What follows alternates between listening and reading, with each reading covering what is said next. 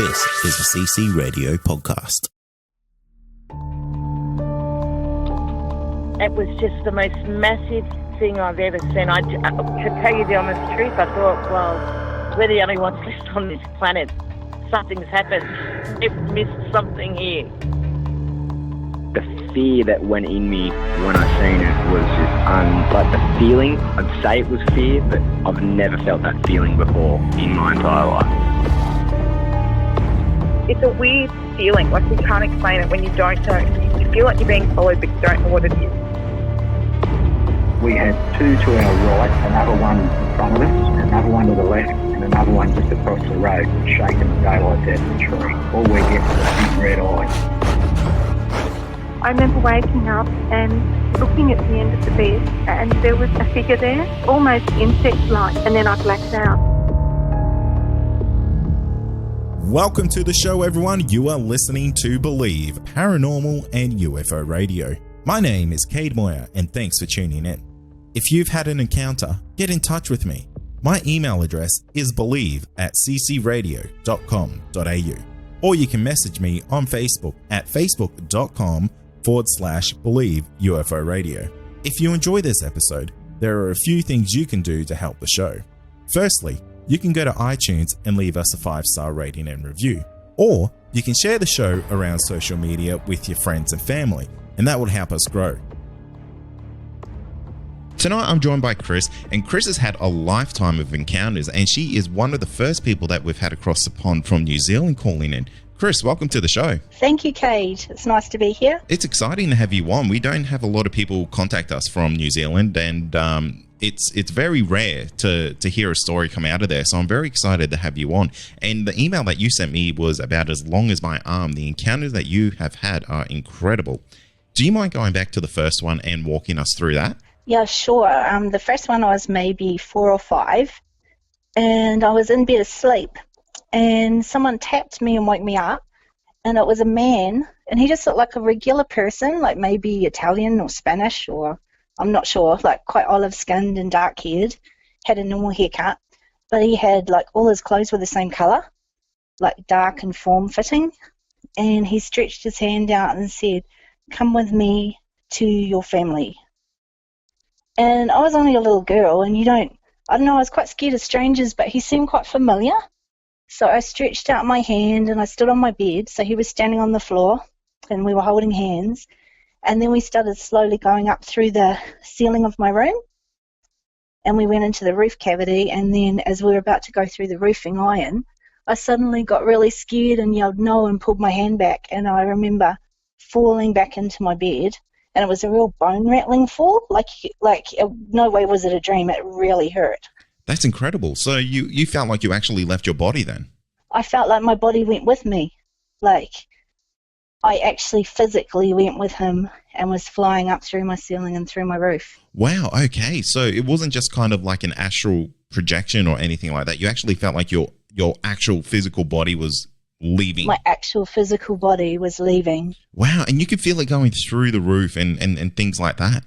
I couldn't feel the ceiling, but I remember thinking how cool it was, because I was wondering why we were going up by the roof. I couldn't feel going through it, but I felt the fall back down. I felt the fall, and I felt like my legs and arms were all jumbled on the mattress, and it knocked the breath out of me. Wow, so it had an actual physical effect on you. Yes, physical. I'm sure it wasn't astral. I'm sure that my body went like that, like it hurt. So I ran to tell my mum, and of course she just told me that it was a dream and don't worry about it. And I probably would have convinced myself if it was a dream if lots of other weird stuff had not happened. So when you say other weird stuff, is that around that same time, or is this later on in life? Later on, probably around 5 years later, is the next memory I have of stuff that was really weird. But by this stage, we'd moved down to Invercargill, and Invercargill is the southernmost city of New Zealand, so it's fairly close to Antarctica. We were down there. My younger sister, she was probably about 6 at the time, she was always complaining and crying that she could hear humming in her pillow, and people were talking to her at night through her pillow. And that was really odd to us. We just thought she was having nightmares. We weren't too worried about it. But then my sister and I were going to bed one night. We shared a room, and there was a basketball-sized silver orb at the foot of our bed, just above the ground. And then it looked like a little girl, like, I don't know, maybe 8 or 10, but she was only visible from the ankles up, or mid-calf up. And I thought, well, if I turn off the bedroom light, we won't actually be able to see her. So I tried flicking it off and on a few times, but she was still there. And after a few flicks, she disappeared altogether. My parents weren't interested. Mum said there was something funny about where we were living, but she didn't believe that this girl was anything. She probably thought she was a ghost, if anything. I'm not convinced. My dad just thought we were just being ridiculous. The kitchen in the house, we could hear people talking, having a conversation. It sounded like they were standing on our roof, and the sound would come down the chimney, and there was at least 2 people talking, one female and one male, but you couldn't quite understand their language or hear what they were saying. And this was like an everyday occurrence. And that's in that same house, is it? In the same house, yeah. Oh, wow, there's a lot of activity going on there. Yeah, I think we were there 6 years, and not long before we moved, and I'm not sure, it was a pre-planned move, so I'm not sure if we moved faster than we were supposed to, but my dad always thought that we were just being silly. He just poo-hooed us all the time. But one night we'd gone out, all the females of the 2 older girls and Mum and I, we'd gone out to the movies, and it was a really late finish. I think it finished about 1 in the morning. It was a triple bill back in the day. And as we came home, we noticed that our house was the only house in the street that had lights on, but not only did it have lights on, Dad had every light on inside and outside and in the freestanding garage, and he'd also opened all the curtains.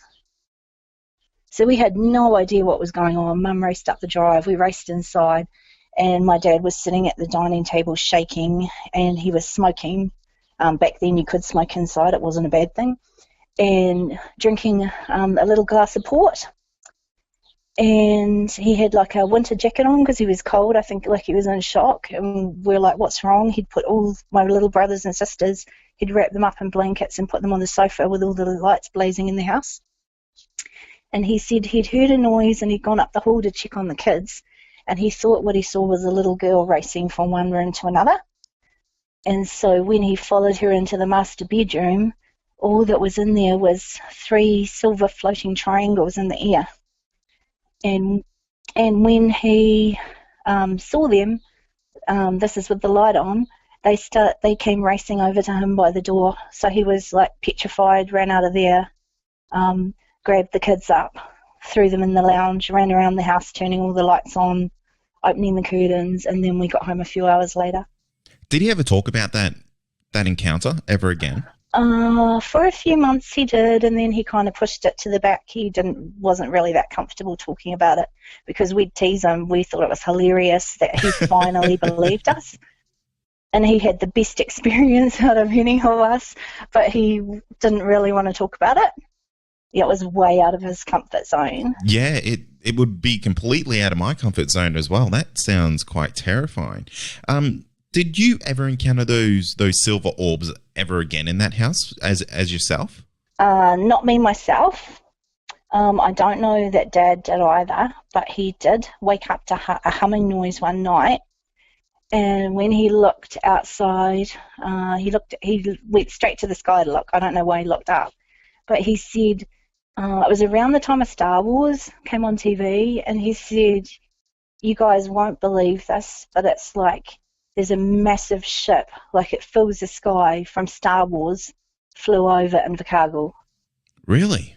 Yeah, I'd spoken to a lady in New Zealand who runs a UFO group, and she knew all about the sighting. There were articles in the newspaper, it was on the radio, the police had followed it, and it disappeared off Arete Beach, which is the southernmost point of Invercargill. So this is a fairly famous sighting, really, isn't it? Well, people don't really talk about it. Like, before the internet, you couldn't connect with other people that saw stuff, so you were very isolated. So we do know that I can't remember if it was 2 or 3 men in black went to visit a local workingmen's pub on the main street of Invercargill, and they were questioning the locals about the sighting, and the locals just made fun of them. And they said, but when they sat down, they could see wires running up from their sock, up their leg. On the men in black?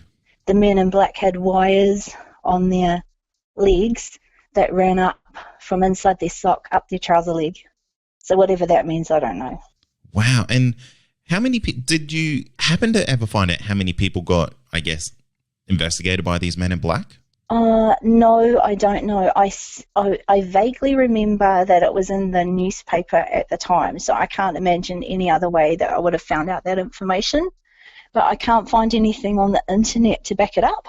And unless I went back down to Invercargill and started speaking to some older people, but I mean, how many people would have seen it? It was the middle of the night, so we know at least the police had seen it. It was reported on the radio news the next day, but I haven't seen anything else about it since that time. That was in the 70s. And do you remember what the vibe was around the town about that? Like, was it a laughing matter, or was that something kind of taken quite seriously?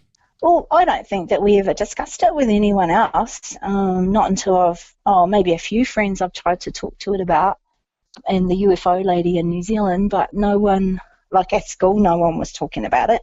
Apart from it being on the radio news and perhaps in the newspaper, there was nothing. So if I get back down to Invercargill, I'm going to see if I can find the records and see if there is actually something. It was in print, but I just don't remember where I read it in print, and it was within a few months afterwards that was reported on, so I'm not sure.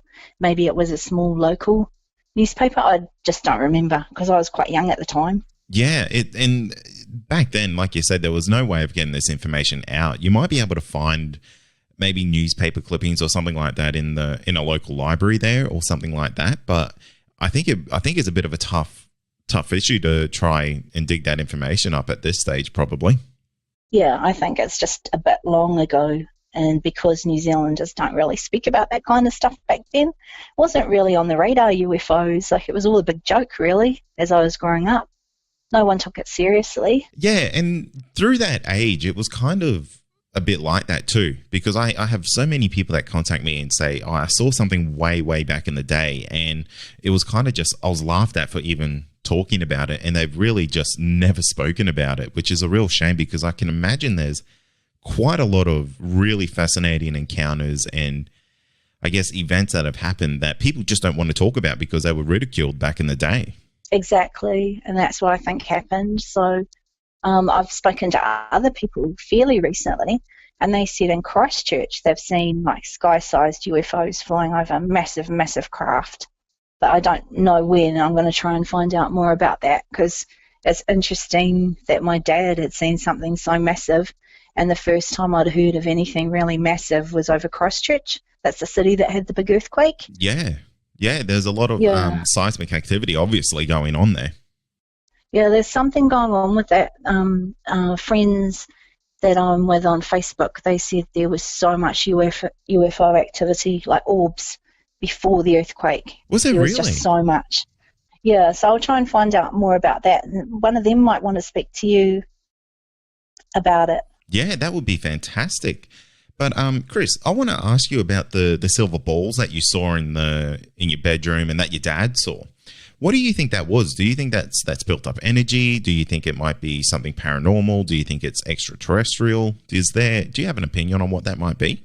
I think before I saw later UFOs, I think I would have said that they were ghosts, but now I'm not sure. I don't know. I think it's all connected. I think that we're in a multi-layered reality, and some people can see more layers than other people can see.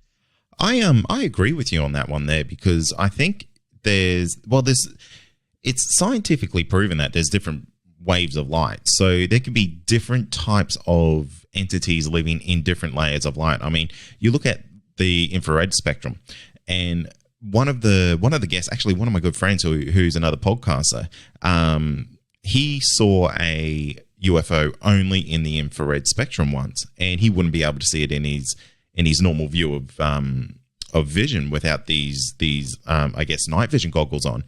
So I think that leads a lot of credence to say that there's multiple realities on top of each other. Oh, night vision goggles, that will be my next purchase. I think that would be a cool thing to get, or maybe it'd be scary. Who knows? Yeah, I'm kind of on the fence about it because I think, geez, I'd love to get a pair of those. But if I look up and I just see endless UFOs, I'll be like, that was a bad decision. Exactly. And would your mind be able to handle it? Yes, exactly. Because I think it would really, I think if you open up your mind and then you take that next step of really wanting to look into those other realms, I think you do open up a lot of doors. Yes, and I think then when you become aware, you start to see more stuff as well. Yes, absolutely. I've had a lot of psychics on the show, and they say once you start to lean into this, it just starts to roll right in through to your life, and you don't really have any control over it. It's kind of like the floodgates are open. Exactly. Mine was slow, but it seems to be gaining momentum now. So is there any other encounters that you've had since since we've opened up these floodgates for you? Oh, plenty. I moved to Australia and I lived in Manly Beach on the Corso. We'd gone to a party one night up in Collaroy. I think it's Collaroy Beach. I was trying to look on the map. So one of them, whichever one it is, it's got a big half moon bay with cliffs at each end, quite a deep bay. And I was standing on the balcony having a drink, like looking at the waves coming in. There was an incoming thunderstorm and would have been quite massive from how far away it was. A large silver orb flew across the bay from one side to the other in probably a second. So it was large, like, I don't know, maybe it could have been, 2 stories tall, 3 or 4 stories tall. I don't know, I'd never walked to the end of the cliff to try and measure how big it was. But the guy standing next to me just turned to me and said, I think I might have said, did you see that? And he said, we can't tell anyone about this, they won't believe us. And then refused to have a discussion about it. So the person you saw it with didn't want to talk about it? Did not want to talk about it at all. We both knew, like, I've seen little things about ball lightning. I've tried to think of every logical explanation, but there's no way it had anything to do with lightning. It did look like plasma. It's hard. I don't know if you've ever tried to look at a star through a telescope and it's out of focus and it's got a kind of a real grainy effect. It looked like that.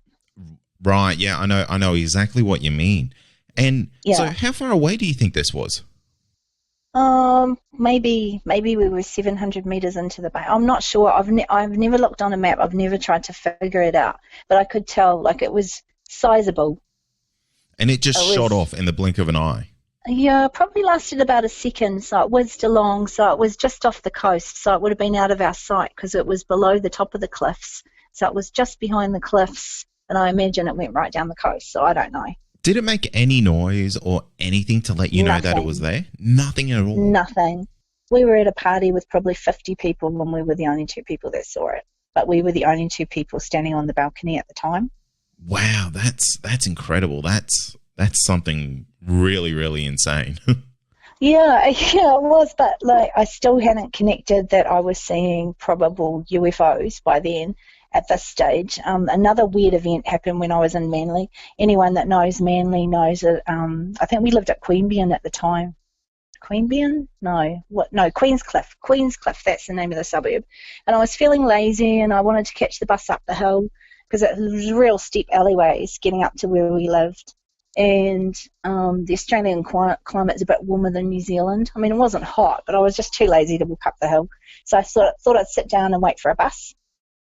So I checked on my watch, checked on the bus timetable. The bus was due in about maybe 2 or 3 minutes at the absolute most. So I sat down and thought I'll just look out to sea and enjoy the view.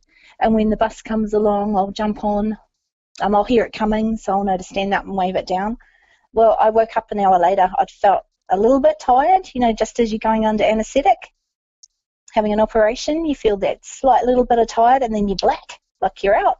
Well, that's exactly what it was like, and it was for, I think, maybe an hour 10.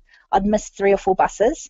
No one had stopped to see if I was okay, and when I woke up, I was sitting in exactly the same position as I'd gone to sleep, staring straight out to sea, sitting on a bus seat, not a shelter, just a bench seat. So were you moved at all? Nope, sitting exactly the same, staring straight out to sea. but no one stopped to check if I was okay, so I can't have been lolling around. I was sitting exactly normally, but hadn't moved a muscle for an hour. That's really odd. Extremely odd. Do you think you were maybe taken? Perhaps, but I don't know if I have proof that I've been taken. I really don't know. I do have, not long after that, I was actually pregnant. I later lost the baby naturally, but I was going to work, checked my watch, was on perfect time. I was starting afternoon shift. I was at Brookvale Mall. Brookvale? I think that's the name of it. And I had to walk through an alleyway to get to my job. I lost an hour walking through the alleyway. So this is a reoccurring thing with you, Chris. I get to work and my boss is bawling me out for being an hour late for work. And I'm like, I'm not an hour late. I was just at the mall. I checked my watch. I knew I was in perfect time to get to work, but I was an hour late, exactly an hour late. So that was just bizarre. So again, I still didn't really think too much of it. I thought somehow I just messed it up. Have you had any other occurrences of missing time? Not so much missing time. I thought I was sleepwalking. I had a real vivid dream in the 80s. I was back living in New Zealand in my early 20s. And I dreamt that I was sleepwalking, like out walking around my suburb. And I didn't wear much to bed back then. Like I maybe had like a real short, t-shirt nightie on, like really short. And I was so shocked in the morning when I woke up from my dream that I actually checked the bottom of my feet just to reassure myself that I hadn't been outside. And my feet were black. They were so black, they looked like they'd been painted with black paint on my feet. So it looked like I'd been walking around for hours somewhere. And I couldn't understand it. So I spoke to my mum about it. And she's like, oh, you must be sleepwalking. Don't worry about it. I'll lock you in the bedroom. I was sleeping in the sleep out. Well, the next night, I woke up again with black feet. After you were locked into the room? Locked into the room. So I was real stressing out because the windows in the room are real, real narrow. I could have possibly squeezed through them, but I would have had bruises on my hips and my ribs everywhere. To actually get through those tiny windows, I would have been really bruised up. Yeah, so they're real little windows. Yeah, we couldn't understand it. By about the third morning when I woke up with totally black feet, but by now I wasn't having any dreams about doing anything while I was out. I started wearing pants and a top to bed. So this went on for about 6 weeks, and the only way I could go to sleep now was wearing full street clothes and shoes and socks. Oh, wow. So I knew that if I was, wherever I was at least completely clothed. That could have been extremely dangerous because who knows what you're doing in that time? Yeah, I have no idea whatsoever. Around that time, I did a lot of shift work. I was a sober driver. I'd drive my friends wherever they wanted to go because I only had one or two drinks. But I felt like a big white light was watching me by the railway lines when I was driving home one night. And another night I dropped someone on a country road and a big loud white light came up behind me on the country road, and it kind of must have gone straight up when it got to the roof of my car. Like my car was full of blinding white light. I was absolutely terrified. I didn't lose any time, but I thought I was going to crash. And an army guy had told me that he was on the same stretch of road at night on his motorbike, and he'd been chased by a big white light. And where did this happen? Palmerston North, New Zealand. There's an army camp about maybe 15, 20 minutes drive out of town. And it's a real winding, quite narrow country road. It's not very pleasant. But I do wonder, there was a girl that had a really bad car accident. She was actually killed on that stretch of road, and I always wonder, she may have missed the corner, but what had she seen on the road? Did you ever feel in danger from that light? I was on a straight. Luckily, I was on a straight piece of road. If I'd been on a windy bit, I think I would have crashed the car. It was terrifying because it was so loud and so bright, and then it was nowhere. What kind of noise was it making? Kind of like a real loud train, like a super fast, loud freight train, like really loud. Oh, wow, that would have been terrifying. Yeah, it was, and no one believed me. So... Because moving on along. we get a lot of stories of people who have encounters with midnight lights, which sounds very, very similar to that encounter. But they're always silent. They never make any noise or anything like that. All the UFO encounters I've had that even fit that bill, they don't make any noise. So that is a really unique experience that you've had there, Chris. Oh, you think? I don't know. I've only ever talked to the one army guy that was terrified, and I knew it was real because he was so terrified even talking about it. Like his eyes darting around and nervous. I'm nervous even talking about it after all these years. It brings back the feelings at the time. And it just happened that one time. It just zoomed up on you. It made a really loud ruckus. It filled up your vehicle with light, and that was it. It was gone. Gone. Yeah. Oh, years later, when I had my boys in the car, it's happened to me once in a suburban area. Really? The exact same thing?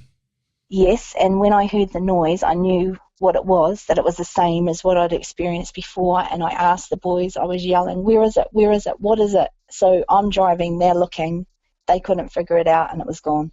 So they could hear it as well? They could hear it, they could see it. They were quite young, they were maybe like 7, 9 and 11, around those ages. So I could see, like in my rear vision mirror, I can kind of see as it's getting closer and louder, I can see that they're looking around the car, looking out the side windows, and then as it gets closer, it gets blinding in the car as well, and then gone. We assumed it went up. That's simply terrifying. I don't know what to do, and I wouldn't know what to do in a situation like that. Well, I stopped for the red traffic light. Yeah. Yeah, I managed to stop for the light. It was, but then it was like, whoa, this has happened before, and then moved on along. Getting back to when I lived in Palmerston North, this is probably one of the freakier things that's ever happened to me. But I still wasn't thinking I was experiencing UFOs or that kind of thing. Like, because all these things were so spread apart. It's only kind of towards the end, the last couple of years, that I've actually realised what's happening. The town we were living in, Palmerston North, is actually really cold in winter, like freezing. And freezing cold for months on end, and windy and cold. So a lot of their houses back then weren't insulated.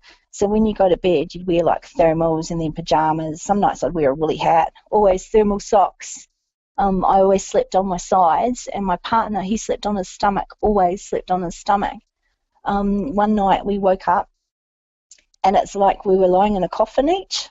Like we were lying with our hands by our sides and our ankles together, and our toes were pointed as if we were lying in a coffin, but we were soaking wet, like we'd just come out of our swimming pool. Like that second, we were soaking wet, not like sweat, like beaded, like drenched wet. And our eyes pinged open, and we both sat up at the same second, and we're yelling, "Oh my God, what happened to us? Why are we naked? Where are our clothes? What's going on?"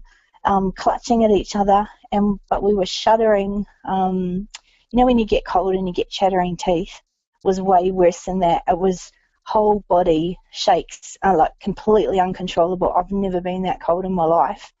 And when we looked for our clothes, our sleepwear was on the floor in 2 tidy neat piles, not folded, scrunched up, but side by side. But the weirdest thing, it was like something had grabbed either side of our bedclothes and pulled them all the way flat on the floor. Like grabbed them from the top of the bed and then walked out as far as they stretched, and they were perfectly neatly laid out on the floor. So there's no way we'd kicked our clothes off because we were hot and then kicked the blankets off. It would have been in a jumbled heap. So we both jumped out of bed, tried to put all our clothes back on, jumped into bed, we're hugging each other trying to get warm, and I don't know that we ever spoke about it again. We just went back to sleep and it was all over. That's terrifying, because that's a shared experience right there, and both of you don't know what happened. No, neither of us know what happened, and it was how we both pinged open, eyes open at once, and then started screaming and yelling because we had no idea. It was just so weird. We had no idea what had happened to us. Do you have any theories of what you think may have happened there?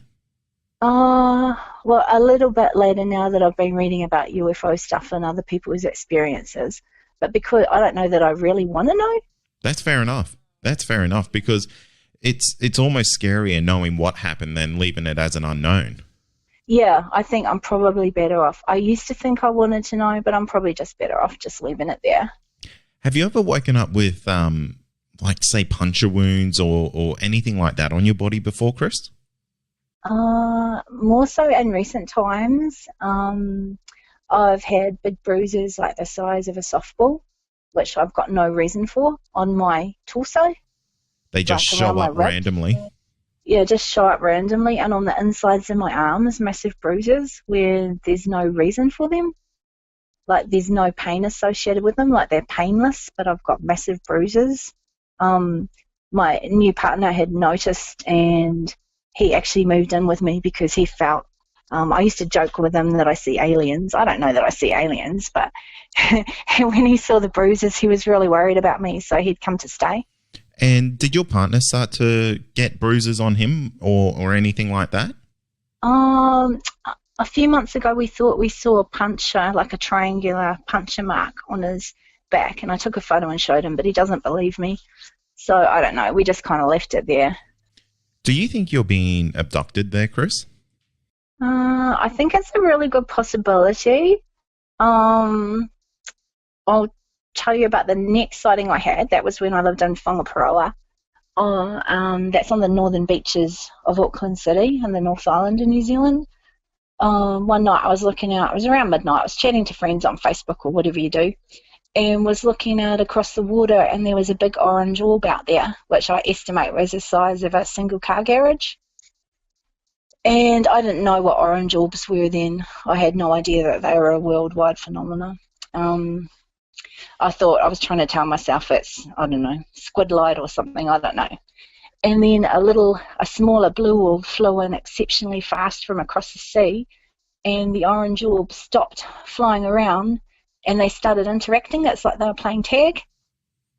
Really? Then, yeah, the little blue orb was way faster than the orange one, and then it felt like the orange orb got annoyed and just stayed still. And after a while of not having any interaction, the blue orb must have got bored and took off over the sea again. So I went out on the balcony, and I had my phone. It was quite an old phone, and I tried to video it, and I checked to see that I'd captured some of it, but they were just like tiny points of light. The orange orb showed up as a tiny orange point of light, so I thought, well, that's no use to anyone, so eventually I deleted it or got rid of the phone. I can't remember. But I still had no idea what it was. I knew it wasn't right, and when I was actually filming it, it kind of stopped and came a little bit closer to my house. And by then I was terrified, so I went back inside and thought, well, I'm getting into something, I don't know what it is. So I double-checked all the doors, shut all the curtains, turned most of the lights off, kept peeking out the curtains. I watched it for about half an hour. It was just going up and down the bay, backwards and forwards like it was looking for something. Wow, and for the fact that it was there for that long, that's incredible. Yeah, and I'm not the only person that saw it. I was actually really lucky. There were 2 other reported sightings that night. One was, I think it was a household of 3 people in Long Bay, which was down the end of the peninsula, basically. So I don't know how many k's away, maybe 5-10 k's away. And the other guy was actually in the next bay from me, and he posted something on Facebook which made me think that he'd seen a UFO. So I asked him in a private message, and he said that the orange orb came up to his kitchen window. It was outside on his lawn, and it actually flattened the grass. I saw the photo. He sent me a photo of what had happened to it. And the next day, well, the next night, when he was outside, he said, this will sound crazy, you're not going to believe me, but the easiest way to explain it is that there was a bubble car like from the Jetsons, and it was full of an assortment of cliched aliens looking at him. That's what he saw when it was at his window. That's what he saw. So, he understandably freaked out. He almost lost his mind, but when he was trying to explain to his family and friends what had happened to him, they actually had him committed into a psych ward. He got out within, I think, a few days. But he was so upset that his family had him committed and not tried to understand what he'd actually seen. The same night he saw what I call the Jetsons car. I woke up, there was something on my deck, and I was absolutely terrified because the footfalls, the feet were massive, but the footfalls were almost a second apart, and they were flat-feeted footfalls. Do you know what I mean? Like super, super loud and really exaggerated times between the steps. So I was like paralyzed with fear. Very few times in my life I've been that scared. I was too scared to have a look to see what it was right outside my bedroom window. But in the morning when I got up, I told my flatmate, and she came with me outside, and we'd made a makeshift gate on the deck to stop the baby running off the deck. And it had been completely pulled apart, plus the deck chairs had been flipped over on the deck. I didn't hear any of that. I just heard the footfalls. That's terrifying. What do you think was going on out there? Well, I really hope it was a slow motion drunk, but it was, it was just weird. I'm hoping that's what it was, but we don't know. After that time, not long after that, we moved down to the southern end of Auckland City. I was coming home from the motorway one night. I dropped my boys into chapel in the city. They have chapel for their school. It was probably about 7:30 at night. And as I'm coming down the motorway, I noticed that I thought it was a large passenger plane, and it looked so close to the motorway, like fairly parallel to the airport. It looked like it was going to crash onto the motorway. So I was thinking, oh no, that's not good. This is going to be terrible, loss of life or whatever. But I'll try and get as close as I can to home, and I'll get off an exit closer to home. And then, you can't help in those situations, but we're still flying, and I'm getting closer and closer, and I'm not understanding what I'm looking at. I'm finding it real confusing. It was sort of a light, drizzly night, real light rain. You couldn't see any clouds, quite low visibility. There's a bend in the motorway, and I came around it, and I realised it wasn't a passenger plane. It was a massive craft, the size of an Airbus. Is it a 380? Those two-story planes? Yeah, they're massive. About that size. And the reason I can tell you how big it was is because the lights on the motorway, it was probably only double the height of the lights off the motorway. So that's how close it was to me. Wow, that's really close. And I'm still not understanding what it is, but I pulled over to the side of the motorway in the breakdown lane and parked myself up there, and I thought, well, it can't be a UFO. My car's still running. I thought they're supposed to turn off. My radio didn't have interference. I could see it in my side mirror when I drove away, and in my rear vision mirror when I eventually drove away. So I thought, oh, surely it has to be some sort of plane. So I wound down my window on my van and stuck the top half of my body out. It was dead silent. The lights didn't illuminate the craft. And people have said, well, what shape is it? And it was halfway. The 7 lights were massive, like probably trampoline sized. And they were the shape of halfway between a V and a boomerang. And so where the lights are placed, from a nose of a plane to how far back the wings are placed, there's no way it could have been a plane, even if it was a plane with some new fancy lights. Like, it just didn't make any sense to me. So I watched it for a few minutes, and then I thought, well, this is really weird. There's no other traffic on the motorway. There's just me. There's no one across the other side, and there's no one on my side, and the traffic should be catching up any second. If there's big clumps of traffic, they tend to drive in big clumps, and then you might have a gap and then another big clump of traffic. So a lady in a sedan came around the bend in the motorway, and she actually stopped dead. So she was under the outermost light. Now this craft was doing tiny little figure eights over the motorway and just off to the suburb to the side. And it could bank and almost be on its side, and it could almost do a figure eight on the outermost light, like almost turn on its wingtip. So she'd stopped, but she'd stopped like smack bang in the middle of the motorway. And she's mouthing W2F to me, and I'm going, I know, right? What is it? Kind of thing. We're like kind of making hand gestures and looking at each other. She's looking terrified. I was just more curious, actually. And then I thought, well, she's going to be hit by a truck or something coming around the corner. So I motioned for her to follow me because I wanted to go off on a side road and cross the motorway and actually try and get closer under it to get a better look.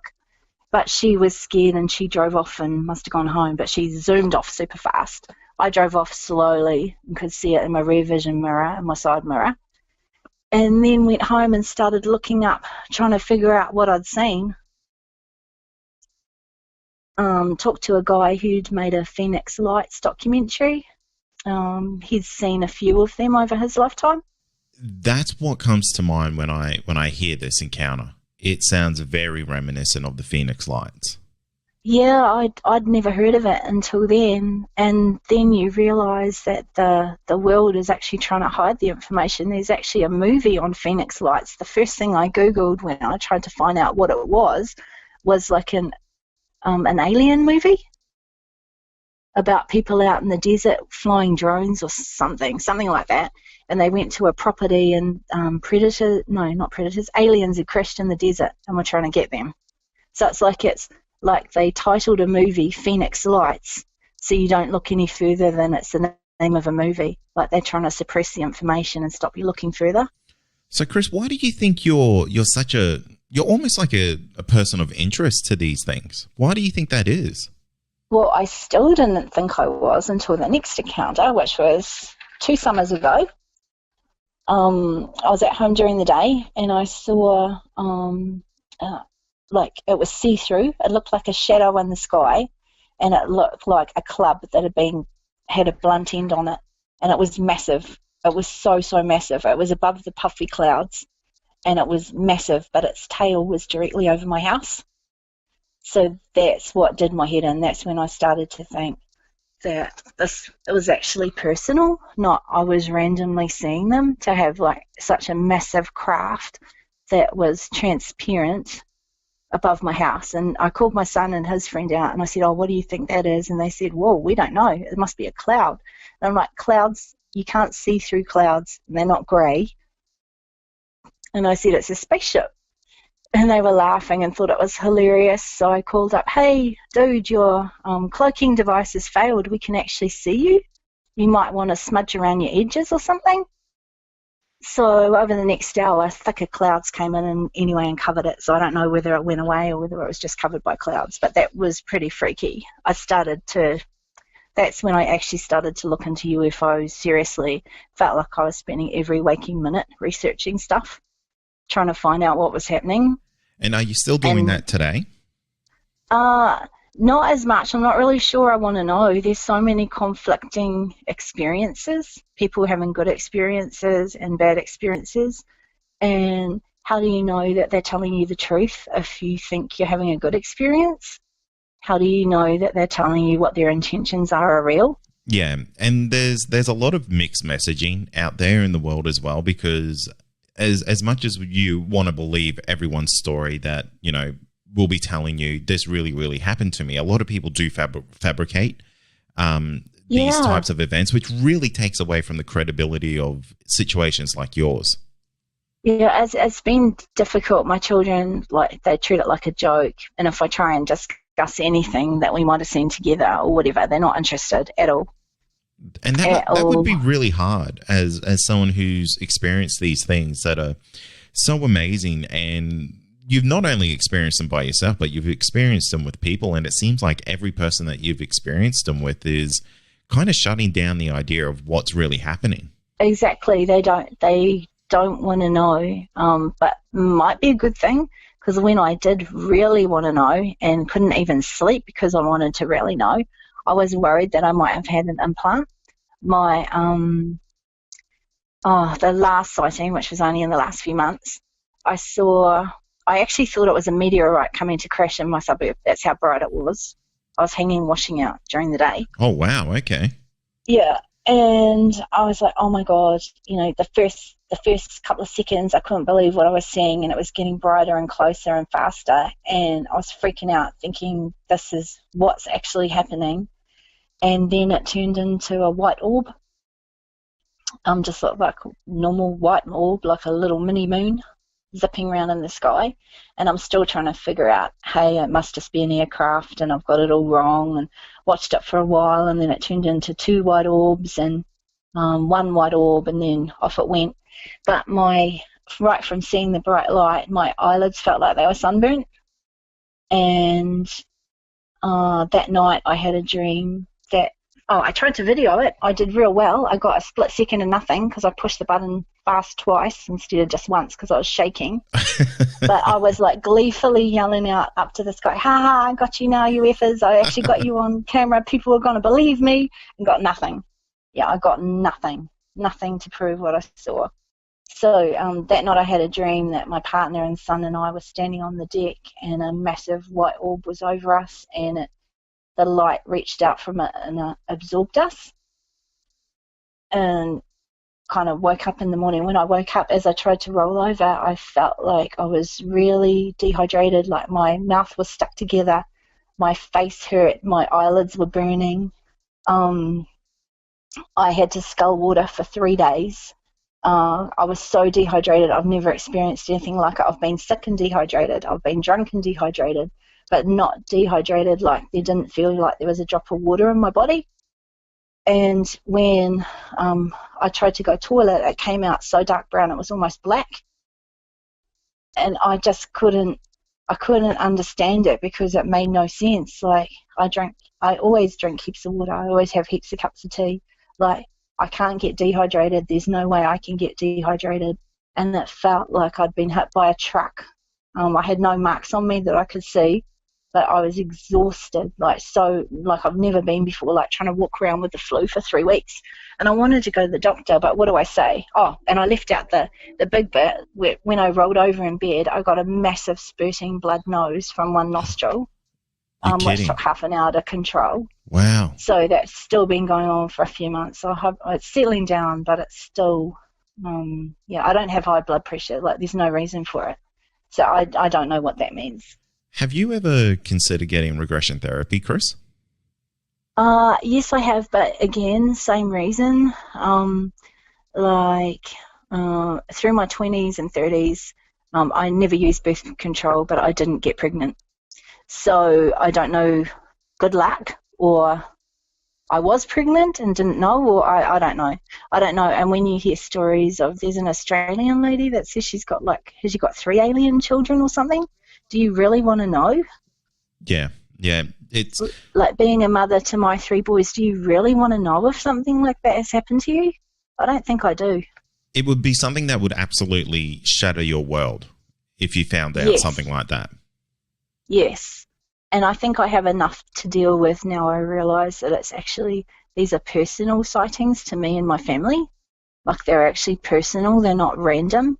And it's taken me, I'm in my 50s now, so it's taken me from when I was 4 or 5 till the last few years to realise that they're actually personal. They're not random things happening. They all stitch together to make some sort of a story. And I feel like that story is going to continue for a while for you, Chris.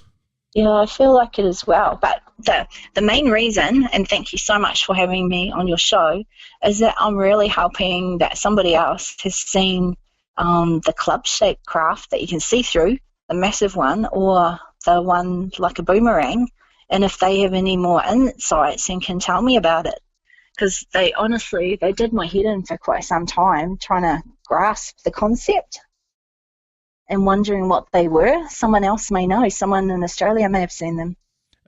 Maybe. And maybe some of our listeners from New Zealand have possibly seen or experienced some of the same kind of crafts that you've seen there, Chris. It's quite amazing the reach that sometimes our show can get with these types of encounters and things like that. Yeah, I'm hoping so. The only thing I think, there's a few things I've left out. I'll tell you quickly. I've had white strobing lights outside my house during the day, and then after it finished, a police helicopter flew over. I've seen a solid pink pillar of light during the day, which no one else seemed to notice, between the houses, probably 1 or 2 houses away from me. And when, after my last encounter, I was standing in my dining room and I yelled up. I'd come inside from hanging the washing, seen the craft, and yelled up, where did I go? Can you show me where I went? And I had a feeling, it was physical. It wasn't a thought, it was physical. I was like sucked into a tunnel, and it looked like it was made of plasma, and it had ribbons of bright pink and bright green in it. And I couldn't figure out whether they were stars in the plasma or whether it was like glittery. And it was really fast. It felt like I was sucked in by the head first. And after a few seconds, I thought, well, this is real pretty, but I don't want to see the destination. So I kind of yelled out, no, I said I wanted to see. I didn't want to go there. And then I'm standing back in my dining room. That's incredible. I don't know. I don't know what to say to that. It definitely seems I like don't you know have either.